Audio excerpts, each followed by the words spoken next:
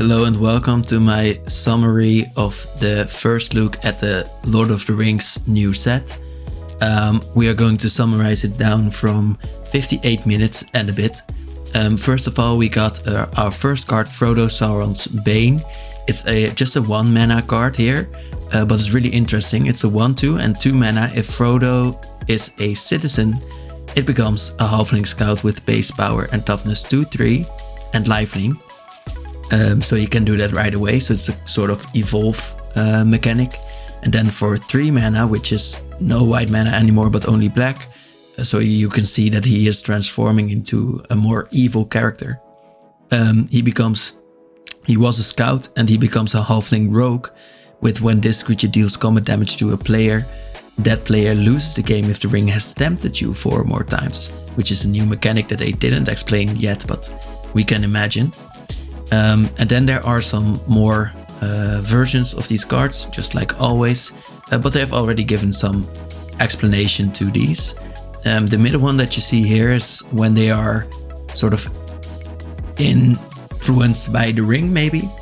And what they said is the character is tempted by the ring or by uncertainty. They don't know what is happening around them. And then the right one just means they are at Mount Doom, and there are 4 of those.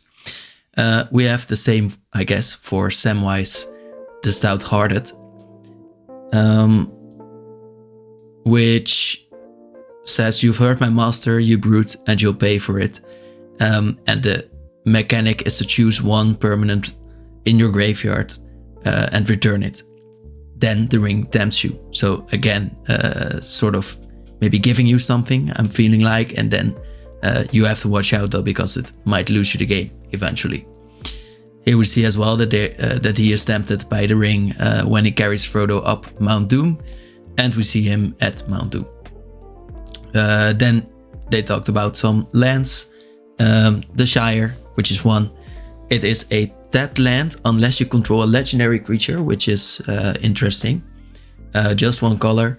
And then you can tap it to create a food token, and this will be in the food deck that we will see later, the food constructed commander deck, pre-constructed. And these of course have some flavor about the story of Lord of the Rings. You must start somewhere and have some roots, and the soil of the Shire is deep to have roots. And they showed Mount Doom, which is sort of the end of the cycle, is what they said. So they are going through the story. The main story of the films, and Mount Doom is one of those.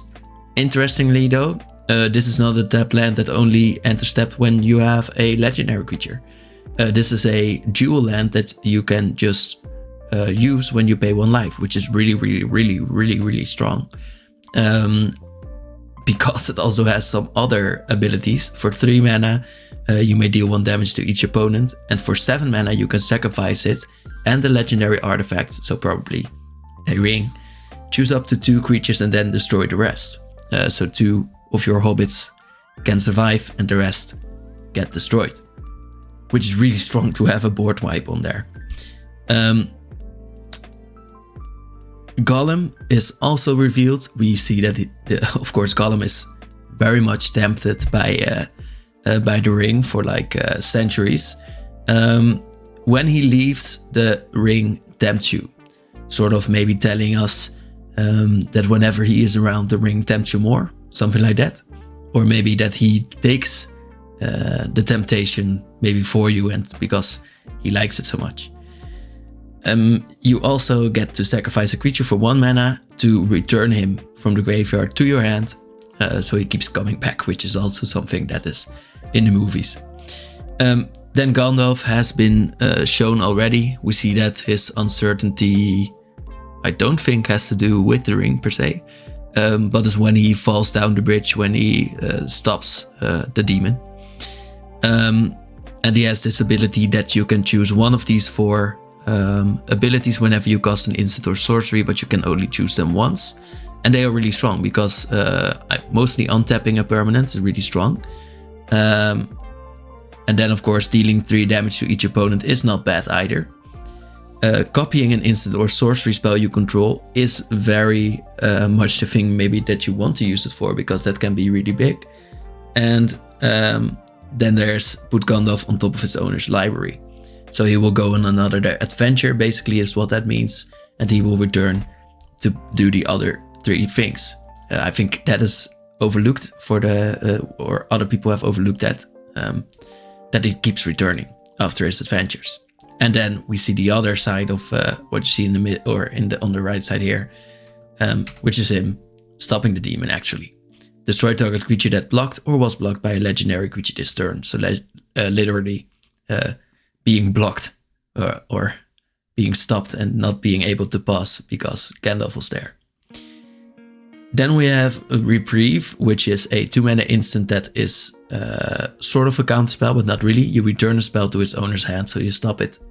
But they can cast it again, of course. And you draw a card.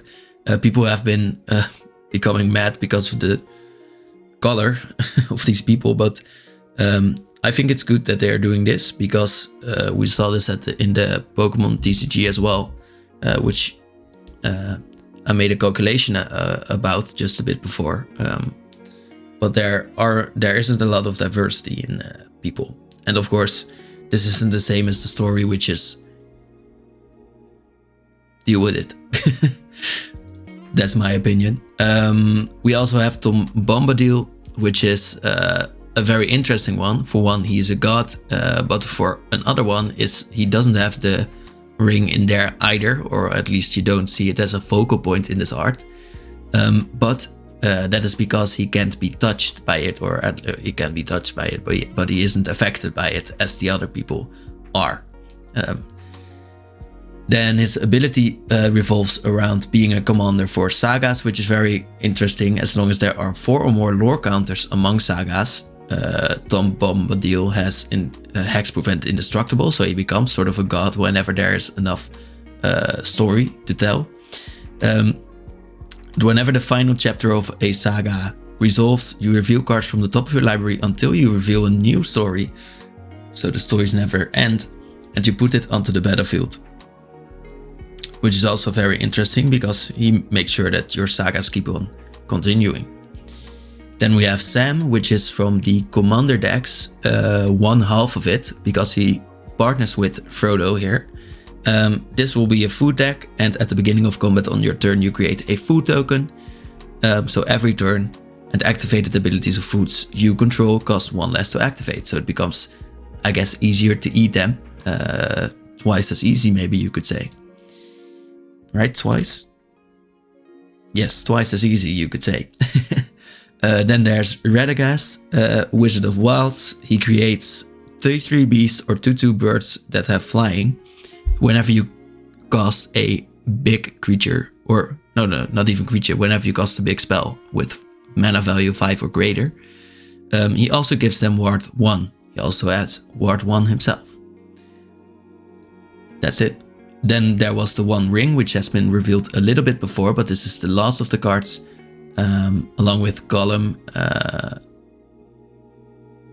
which I think I didn't touch upon, now that I think about it, but he also had one of those arts. Maybe we'll go back a bit later. But what this does is it enters the battlefield. If you cast it, you gain protection from everything. You gain that until your next turn. So that is one maybe strong part. You can't be touched for a whole turn, which is strong. Then this ring has indestructible, so it can't be destroyed very easily. So you will have to sacrifice it, which is the lore here. And then at the beginning of your upkeep, you lose 1 life for each burden, and you gain burdens by tapping it. But then you also draw a card for each burden counter on the ring. So this means that if you keep tapping it, you will pay only 1 life per card, which is very strong. And if you have somewhere in your deck a way to sacrifice the ring, you will have to look for it. So that is a sort of adventure as well.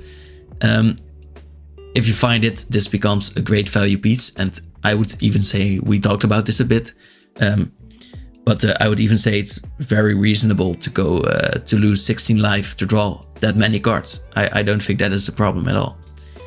Then there are these interesting Soul Ring parts that have a bit of flavor in them, because there are 3 rings, then 7 rings, and then 9 rings for elves, dwarves, and humans. And this is extra interesting because it is said this in the flavor, and these are soul rings, so they will be very valuable, especially if you get, for example, 1 of 300. It says here what the lore exactly says. So 3 rings for the Elven Kings. That's what I meant with 3 and 3, 300 double rainbow ones and 3,000 non-foil ones. And the same for the 7 of the Dwarven Lords and 9 of the Mortal Men, doomed to die. Then there's this one. This is the same ring, the 1 ring that you saw before, that helps you draw and loses your life, as you saw before. And there's only 1 of this ring, as it says in the flavor of the ring, of course, and around the ring. But that means that this will be very valuable, and I don't know who will get it, but it says may be found in included collector booster, and this in 1 pack. I don't know how there's only 1 card that will be printed, and it may be found and it will be in 1 collector booster pack. I don't know. I don't know how that works exactly. Oh, I do know now. I see. Because it is in a collector booster and the collector boosters are in a gift bundle, you could get the 1 ring in the gift bundle, but only in the 1 collector booster in there. So it will be in a collector booster and it will be worth a lot, I think. Then this is fake. Whenever I calculate the value of a set, I never take these into account, like maybe found here, will be in 1 pack, is in some packs. I never take these values into account. This is why I also don't often buy things if they aren't really cheap. But okay, a little bit of a tangent there. But so the extended art version will be in some packs for collector boosters and I guess for all collector boosters. Then there are promo versions, which will also be in bundles, and then in the draft and set boosters you might just get the normal version. So all the other cool versions will not be in the draft and set boosters. Only 1 I think will be in every box as like a promo version, and then they might be in some of the collector boosters. Then there were these lands that were revealed. Yeah, so they have the maps, which are like plains, which are like the mountains, the white mountains, the seas, maybe I guess not really islands, but some swamps, and like that's really cool if you love the topography of Lord of the Rings, which is very detailed, of course. So cool to see them in here as well. Not sure if you can like fold them over each other or something. They didn't show it, so I guess not. And then there's a box stopper, which is the Great Henge, which will be very valuable on its own, but maybe might drive down the price of it. So really interesting, because before they said they weren't going to print really strong cards in box stoppers, but the Great Henge is definitely a strong card right now. I think, well, it's high priced. Yeah, so cool card, but I think a little bit dubious. Same could be for the Ensnaring Bridge, which is, I guess, very used in Modern, this is for creatures with power greater than the number of cards in your hand can't attack. Which means that if you are, for example, a Hellbent deck, that creatures with power can't attack. And then there's the Valley of Gorgoroth, which is a wasteland, which says you can sacrifice it to destroy another non-basic land. With cute Sam to Frodo flavor text there. Then there are these products. There are 4 commander decks. There are jumpstart boosters. Again, they are doing this a lot right now. Of course, pre-release things. There will be starter kits, which is interesting. I guess not going through the roots of decks for new players anymore or something. We were very happy with that, but I didn't hear a lot about it afterwards. Then there are 3 versions of I had to look very well, of bundles, I think. But this is, I'm not sure if this is a bundle. It just says collector boosters on there, so I'm not really sure if that is a bundle. Not sure. But these are bundles. So this is a set booster bundle. There are no draft booster bundles again, because I want to drive up the price. And then there's the gift edition, which it doesn't say what is in there. And then for boxes, there are draft booster boxes and set booster boxes. So maybe this is also just a box like that, but with less packs. Hear me talking Dutch on accident. Okay, we can't really say what's in there. Then there are 4 commander decks, like I said. There are the Riders of Rohan, which are in Jeskai. You can see here that this also includes 1 collector booster. We don't know the price, we don't know what's in there. There's nothing revealed on that yet. Then there is a sample pack, don't know what that is, plus 2 legendary traditional foils, which were already in the commander decks. This just means the 2 other cards that could be your commander will be in there as foils. Same for the other ones. This one is the food one that we saw before. And we do see that Frodo has a little bit of black in his color identity here as well. They drove the point home with that already with the first card though. Elven Council, we talked about that a bit on Dice Rise video as well, or at least about Elrond, which will not be the front card, but well, this is Elves and Simic, which is on one point interesting. And then we of course have the hosts of Mordor. More on that in a little bit. There will be a new Trailblazers Blazers boots, which is about the Leaves of Lorien. And then you see here the front guy of the evil deck, I guess. Or no, this is a different one, but this is another Sauron, at least. The front guy should be Grixis, of course. But this is another Sauron, but Sauron will be the main guy for the other one. An avatar horror, which is interesting to me that he is an avatar. For what he is the avatar, I don't know.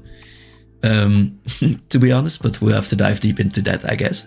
When he enters, you gain control of a creature, maybe with a ring. Or it is also something that the rings can do.